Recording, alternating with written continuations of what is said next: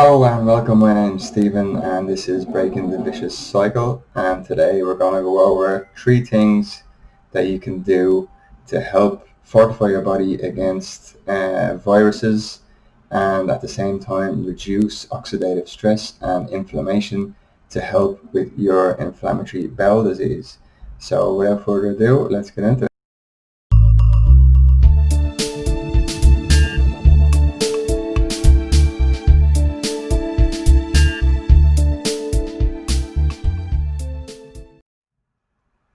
Okay, so COVID-19 and inflammatory bowel disease.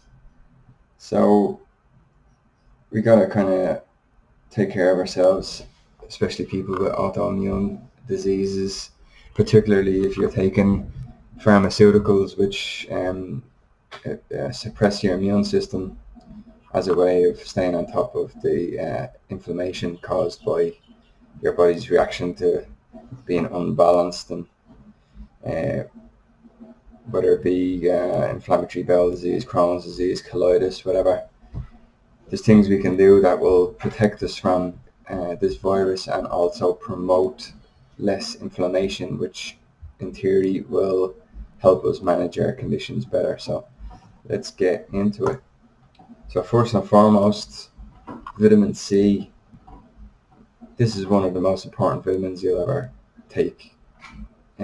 It's a massive antioxidant. It mops up free radicals and it reduces oxidation, which is basically a precursor for inflammation, which has us in the state we're in. So not only does it just mop up all the bad guys, all the toxins, and get rid of them, it fortifies your cells as well. So there's a few different types of vitamin C, and a lot of the times the stuff that you get just on the over the counter in the chemist, it's not really that great because you only actually take up about 20% of the vitamin C that's in there. So if you're taking a gram of vitamin C, you're only getting 200 or 0.2 of a gram into you, really. So obviously you've got your best sources, which is your natural sources from oranges, limes, stuff like that. Your next best, or arguably even better, is liposomal vitamin C. So this one gets absorbed into the bloodstream about 80%. So it's really high. It's actually up there with intravenous. Your conventional vitamin C supplements, which are non-liposomal, so it'd be like ascorbic acid, but it's not liposomal. We'll go into what liposomal is now in a minute. And then your IV vitamin C. So it's not exactly something that we all have lying around the house, just able to tap into a vein and give yourself a heap of vitamin C. But in a hospital setting, it's been proven to be really effective. And in China, they've used it to help people that have coronavirus, and it's proven to be really effective. So like I said, the best source is always the natural source, nature provides and all that. So this is just a list of the different types of fruits and vegetables that you can eat, and the milligram content from the vitamin C that's inside. So you can see here guava. It's in energy drinks a lot of the time. I've never come across guava in a shop or anything, but red pepper, kale, broccoli, green pepper, papaya. I live in the tropics, so papaya is quite readily available, and it's you'll see later on for vitamin D. It's high in vitamin D as well, so it kind of ticks both of the boxes. Next up is strawberries, and your cauliflower, pineapple, and orange, surprisingly, is actually last on this list. So broccoli, not, I don't know if you would say many people love broccoli. I like broccoli nowadays. I don't particularly like the taste of it, but it's just because I know it's so good for me, and I kind of enjoy eating it for that reason. But yeah, so there's, if you can introduce these types of foods into your diet, then you're getting a high amount of natural vitamin C that's readily absorbed by our body. So the liposomal stuff is vitamin C that's packaged like a bodily cell, so it passes through the digestive barrier and delivers the nutrient directly into your bloodstream. This has a much higher absorption rate, with over 90% of the cells being bathed in vitamin C. It's even vastly superior to IV vitamin C, which is an expensive but effective procedure that is done quite often in hospitals and alternative health clinics. So I got the liposomal vitamin C. I got heaps of it when I was paranoid about this virus before I sort of looked into it and realised that it's no worse than a bad flu. But anytime I was getting sick, I felt like I was a bit low, or felt like I might be getting a cold, I just smashed a load of vitamin C into me and zinc, and like literally within a day or two I'd be totally back to normal. So it's really good stuff. This is how it works here. So you can see this is the liposomal vitamin C coming in, and this is the vitamin. I say vitamin. People say vitamin, potato. But here's your vitamin that attaches to the outside of the cell and gets straight into the cell and gets absorbed. So like they say, it's intelligent liposomal microsphere. So it's like fat basically. It's it's like a fatty membrane that latches onto the cell, acts as a gateway to allow the vitamin C to get straight into the cell. So conventional vitamin C, or non-liposomal, can come in many forms, including plain ascorbic acid, mineral ascorbates, and ethyl esters. They can also be found or be accompanied by various cofactors and metabolites, such as bioflavonoids, which can have absorption. See more on this in the various vitamin C forms here, which I'll leave. I'm going to try something different today, and I'll leave this slideshow in my public OneDrive, and leave a link to the OneDrive in the description box so you can get into the slideshow yourself, and all these links work. You'll be able to go off and have a look rather than me writing out all the links. It might be a bit easier. So these supplements can not achieve the same blood levels of vitamin C that liposomals can, but because they're absorbed through the digestive system, the vitamin C levels are raised for longer periods of time than the liposomals. So this type of vitamin C is like a more sort of sustained, long-lasting vitamin C, but it's a much lower absorption rate. So you could hit the two different types, get the liposomal into you for that big hit, and then just take the ascorbic acid as well, and that'll give you more of a long lasting to be covered throughout the day. So some vitamin C supplements are also associated with causing digestive discomfort, especially when taken at high dosages. So I can definitely confirm that with the ascorbic acid. I was taking, just to see how much my body would tolerate, I was taking like 5-6 grams of ascorbic acid, and I started getting like pains in my kidneys and stuff. It wasn't really very pleasant. But with the liposomal, I could take the same quantity and not have any pains whatsoever. So each to their own. You'll have to just experiment with that. So you got your liposomal versus your conventional. And liposomal contain the ascorbic acid as well. They've no additional nutrients. You'll receive a high vitamin D concentration dose into your blood, but it won't last very long, so you'll get about 2 hours of it. And liposomal vitamin C isn't associated with any discomfort, and I can confirm that in my personal experience, even at high dosages. It has interesting potential to help fight cancer development, which is also an added bonus.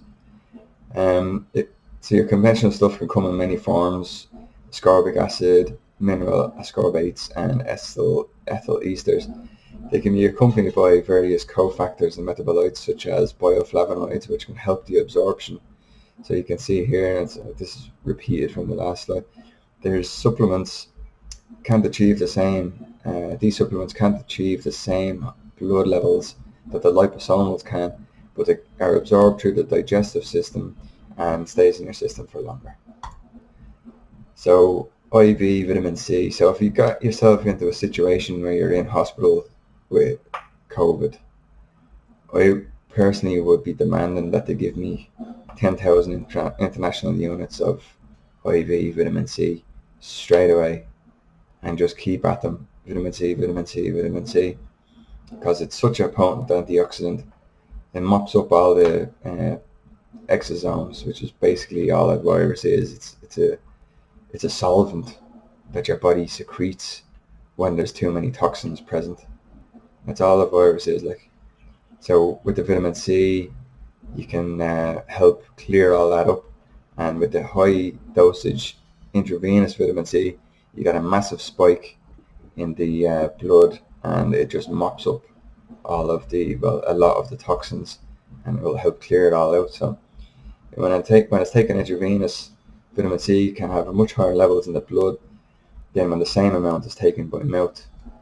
I'd say with exception to the liposomal. If you take the liposomal in the same quantities, it'll have the same effect as intravenous. But you're gonna sit there and take 10 grams of liposomal vitamin C orally. Probably wouldn't push it that much myself.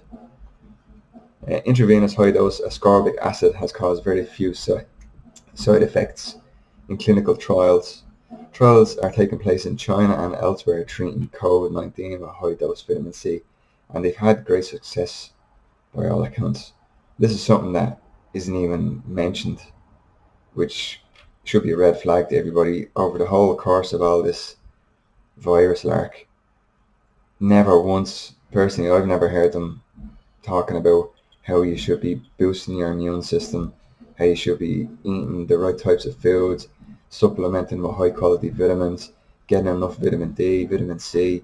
Not a mention of it. All they want us to do is just put masks on, wear gloves, avoid each other, lock each other in our houses, and take an experimental RNA vaccine that hasn't been tested over a long period of time, hasn't gone through the rigorous safeguards that it should, and potentially could have who knows what kind of side effects. So personally, I'll be going down this road and just maintaining my diet and supplementing with the high quality vitamins. So which one is best? So each to their own. I can just give you the information here. Look at your charts here. So you see on the top chart, the 3 grams 6 times a day is right up here. And you can see that they have to take it 6 times a day, 3 grams each dose. So that's a massive dose to try and keep those levels up really high. Next one here is 2.5 grams 4 times a day, and you can see it just kind of dips slightly. You can see it wearing out, but still quite a high dose. Then you got here 3 grams taken once. You can see it just rising up and then dropping off. Then 2 grams, then 1.5 grams, then 1 gram, then 200 ml. It's quite low here, steady. So, there we go. Sorry, one sec.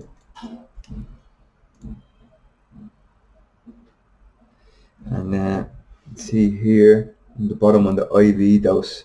So you can see 100 grams, massive big spike, but then it drops off really quickly. And smaller doses as they go up, you can see that the peaks get smaller and smaller and the drop off gets quicker and quicker.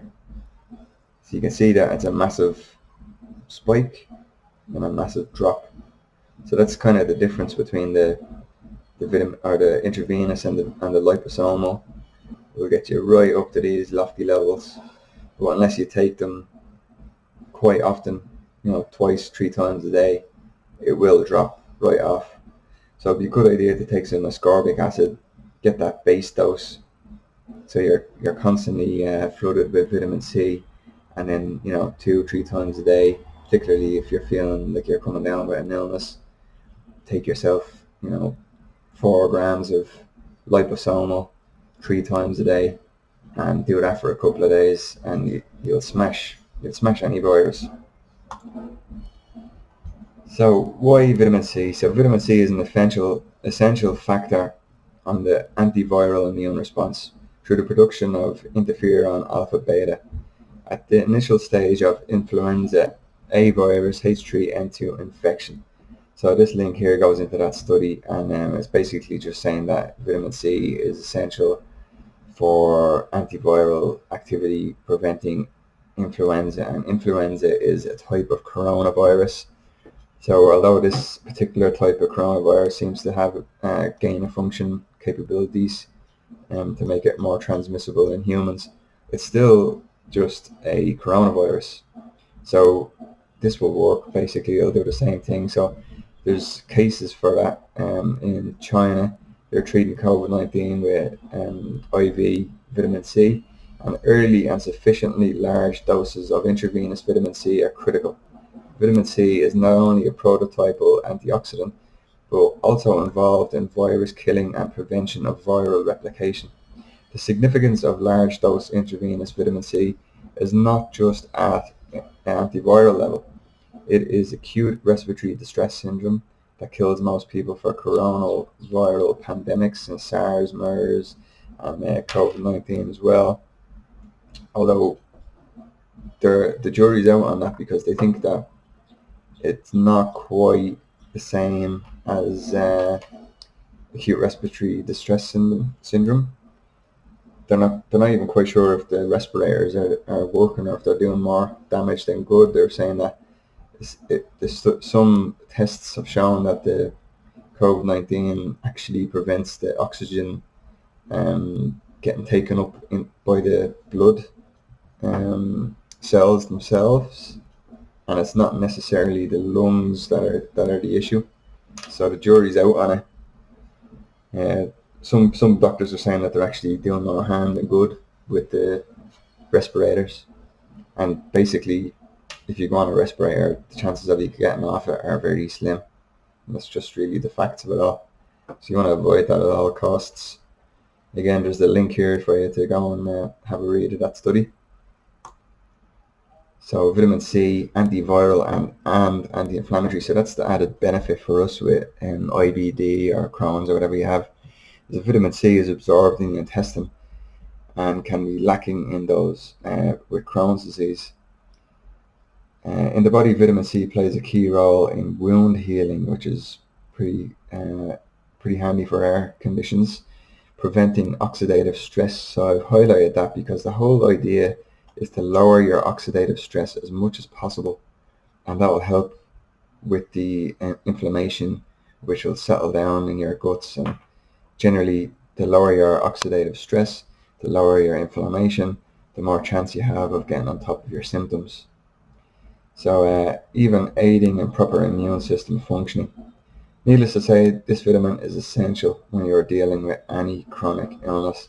So if you're not taking vitamin C, you should be. Ideally, take it from natural sources through your food, but you can supplement. Personally, the liposomal I use, I think it's good, and I've had a couple of times where I felt like I was coming down with something, and I just smashed the liposomal vitamin C for a couple of days at high dosages, and literally it was gone. I was brand new. So moving on to vitamin D. So this one for me it's crazy. I can't believe that they don't promote this. It's mental. I don't understand it. Like I don't trust authority. I think we have good reason not to trust them at this stage. The media and various governments have just proven to be liars over and over, and Big Pharma is just in it for the money. So they've no interest in keeping people healthy using natural sources because they can't patent them, they can't make a fortune off it. So, but the vitamin D, we'll go into a study now in a second, and I did 2 weeks forced quarantine in Sydney when I was in a hotel room for 2 weeks, wasn't allowed to leave. There was no windows that could open. I was on the 21st floor, no balcony. And never once did they give you vitamins or mention vitamins or anything. Like, I knew I was going to have to do the quarantine, so I brought my own. But I literally had like a little sliver of sun that came into the room for about 20 minutes. And I used to just sit there and top off basking in the sun trying to get a bit of natural vitamin D. And we'll see the importance of that now in a minute. So there's different sources of vitamin D. Obviously, the natural sources are always the best. your sun, and the foods. So you got D2 and D3. D3 is the one that you'll get in the supplements, and more studies have taken place with regards to D3, and it seems to be the most effective. So why vitamin D, and then last we'll have vitamin D and inflammation. So the same kind of structure as what we did with the vitamin C. So first up we'll go into the sun. So these here have really conservative times. Now obviously I'm in Australia. I'm actually in Northern Territory, which is up here. Oh, is it here? I think it's here actually, in this big area here. And we're blessed, like we just get sun flat out, so it's easy to get enough vitamin D. But even here they're saying only like 15 to 45 minutes for dark skinned people and 5 to 7 minutes for fair skinned people. So I'm quite sallow skinned, and I try to get at least an hour. I don't burn after an hour, like I'd be fine. And then this is Townsville that they're talking about here. In winter they're looking at 20 to 45 minutes for dark skinned people and 7 minutes for fair skinned people. So like it's not always possible depending on where you live. I'm from Ireland and it's not very sunny in Ireland. Obviously it's overcast a lot of the time, but you still get that UVB rays coming in, and it still causes your body to create vitamin D. So it's just a good idea to get some natural sunlight into you. So you got the foods: carrots, there's our mate papaya, meat, eggs and fish, sweet potato, broccoli. Just good wholesome foods here: avocado, peppers, mangoes, melon, peaches, apricots. Any of those foods will help fortify your vitamin D levels. So vitamin D2, since vitamin D2 is cheaper to produce, it's the most common form in fortified foods. So sourced from plants and fortified foods, and you can get it from mushrooms grown in UV light, and just it's not as good as the D3.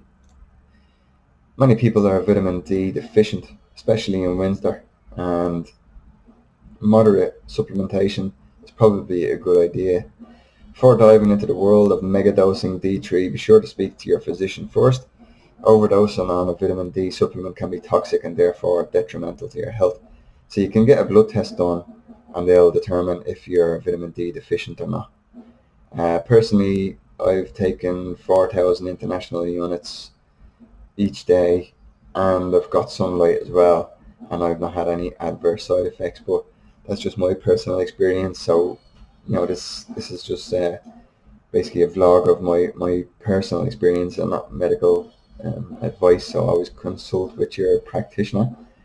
And for all forms of vitamin D, sunlight, food and supplements, the recommended dosage is 4,000 international units for people 9 years of age and older. Without a blood test, I wouldn't recommend going any higher than that. So just talk with your doctor about it. They'll give you a blood test. And it's actually, we'll see this study now coming up. Vitamin D is probably more important than vitamin C. And we'll see why now in a minute. So a large-scale meta-study using more than 10,000 participants. So this was 10,000 individual studies. They were all consolidated and reviewed, and then the conclusion was aggregated into one mega meta-analysis. So it concluded that vitamin D supplementation may help to prevent a major cause of global death: acute respiratory tract infections. So like I said, that the jury's out about the COVID, if it is a respiratory tract infection or if there's some other type of bodily issue that's going on. But vitamin D deficiency, if you become sufficient with your vitamin D levels, you can lower the chance of a respiratory illness by 70%. So the team used data from 25 randomized trials investigating vitamin D supplementation. In total, data from 11,321 participants were analysed. So that's a massive pool. So this is good data.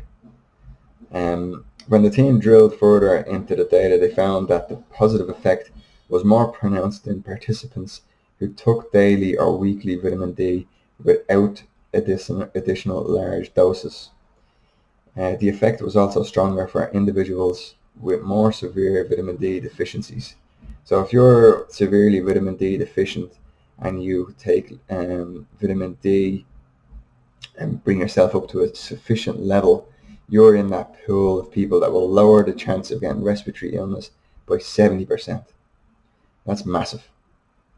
So the link is here. You can go on there and read the study yourself. So another added benefit from vitamin D is that it controls oxidative stress. So oxidative stress, like we discussed earlier, it can improve autoparasine effects, autoimmunity and infections, facilitates health aging, reduces obesity, metabolic syndrome, diabetes, improves mitochondrial functions, vitamin D sufficiency, its direct actions, oxidative stress, like we discussed here, reduces cardiovascular disorders, PVD, MI, strokes, improves CNS, improves cognitive function and depression, reduces DNA damage and cell protection. It's just good stuff. So between sun and foods and supplementation, it's quite easy to be vitamin D sufficient, and you're getting a whole host of benefits from it. And it reduces oxidative stress, which reduces inflammation. So another one that I've been dabbling with for the last while is C60. And I'm going to do a video on C60 on its own. I'm working on that, but for the purpose of this slideshow, we'll just do a quick one. So what is C60? C60 is Buckminster fullerenes is what they're called, and it's 60 atoms of carbon that are arranged in a soccer ball formation. So C60 could be the most amazing chemistry discovery of the late 20th century. C60 is short for carbon-60, a naturally occurring molecule comprised of 60 carbon atoms forming something that looks like a hollow soccer ball. The scientific name for C60 is Buckminster fullerene, and it is the only molecule of a single element to form a spherical cage. The science shows that due to its ability to reduce oxidative stress, i.e. the toll of aging on the body, C60 is the best known antioxidant on Earth, far beyond vitamin C in its oxidative ability. It's 172 times more potent an antioxidant than vitamin C. It goes into your body, and you can saturate your body with, the way I do it now, I take like 100 ml in a day, which is a lot, and it's expensive. So I'll get into this further in the C60 dedicated video that I'll do. But it goes into your body, and it goes into your lymphatic system, and there are little nanoparticulates of carbon in that hollow soccer ball. What happens is all the free radicals get lodged inside the C60 molecule and get stuck in there, and then your body just secretes it. So it goes into your body, goes around, mops up all the free radicals, and gets recycled through the lymphatic system, through the blood-brain barrier, makes its way through your liver, everywhere, just goes straight through your body. And then when you're going to toilet, you just get rid of it. Your body just gets rid of it. So it doesn't stay in you, it just does the job, gets rid of the free radicals, reduces oxidative stress, and then gets secreted out of the body. So it's a universal antioxidant that can perform the antioxidant action of superoxide dismutase, glutathione, catalase, and CoQ10. So that's again, that's really popular, this Q10 stuff. But basically the C60 is better than all these. So oxidative stress can cause chronic inflammation. Infections and injuries trigger the body's immune response. Immune cells called macrophages produce free radicals while fighting off invading germs. These free radicals can damage healthy cells, leading to inflammation. So the vitamin C reduces oxidative stress and as such inflammation, and also helps prevent illness. Vitamin D reduces oxidative stress, as such inflammation, and also helps prevent illness, especially from respiratory illnesses. C60 is the most potent antioxidant known to man. Studies have shown that it reduces oxidative stress and inflammation. So there's just a picture of the C60, and all the bad guys go in there. C60 is charged as well. I can't remember if it's negatively charged or positively charged. So it actually acts like a magnet, and it just mops up all the free radicals, goes around the body through the lymphatic system, through the mitochondria, the cells, gets across the blood-brain barrier, basically clears out your whole body, and then just gets harmlessly secreted. And there's studies where they tried to kill mice with it, and they gave them massive, what they thought would be toxic doses, and the mice ended up living twice as long. And that's the Vit study, it's called. You can look that up on YouTube. So that's it. With those three things, you can fortify your body against viruses and help promote the reduction of oxidative stress, which will reduce inflammation, which will help to alleviate your inflammatory bowel disease. All right? So good luck and God bless. And don't be stressing about this virus. Just keep yourself healthy, go about your business, and don't be worrying too much. All right? Catch you next time.